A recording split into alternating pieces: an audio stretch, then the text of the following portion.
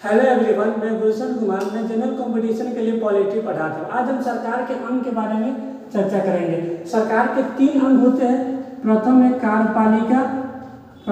कार्यपालिका जिसकी चर्चा आर्टिकल 52 से 78 है। दूसरे नंबर पर आता है विधायिका जिसकी चर्चा आर्टिकल 79 से 123 है। तीसरे नंबर पर है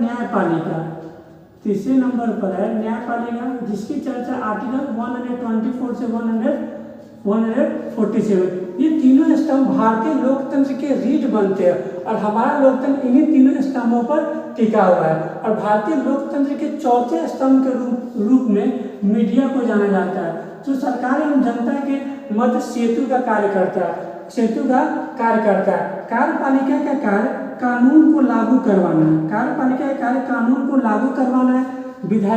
कानून को बनाना है और न्यायपालिका का कार्य कानून की समीक्षा करना है।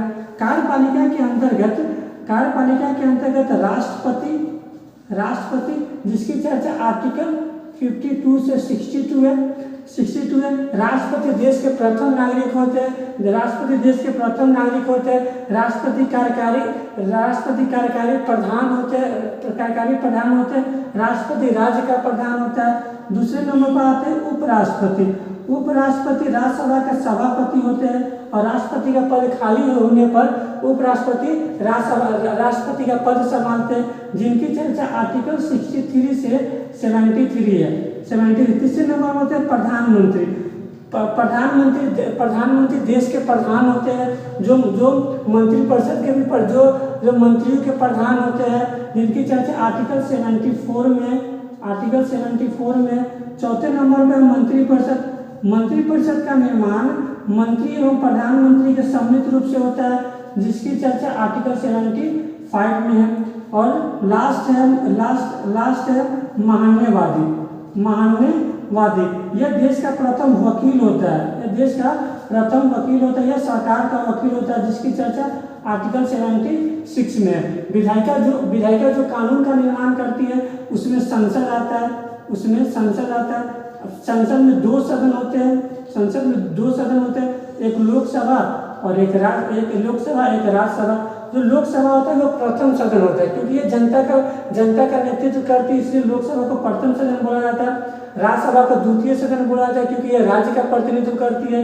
लोकसभा अस्थायी होता है, यानी इसको कभी भी विघटित किया जा सकता है, इसलिए लोकसभा को अस्थायी सदन कहा जाता है।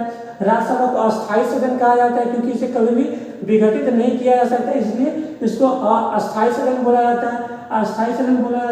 लोकसभा को जनता का सदन बोला जाता है, क्योंकि लोकसभा जनता का प्रतिनिधित्व करती है, इसलिए लोकसभा को जनता का सदन बोला जाता है।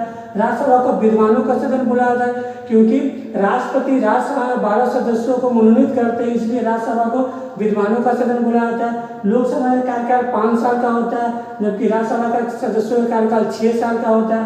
वही हमारे संविधान में न्यायपालिका को त्रिशंकु बनाया गया। सबसे ऊपर सुप्रीम कोर्ट, उसके बाद हाई कोर्ट आता है, उसके बाद डिस्ट्रिक्ट कोर्ट यानी अधीनस्थ कोर्ट आते हैं। ये सुप्रीम कोर्ट होते हैं, इनका निर्णय अंतिम होता है। Thank you.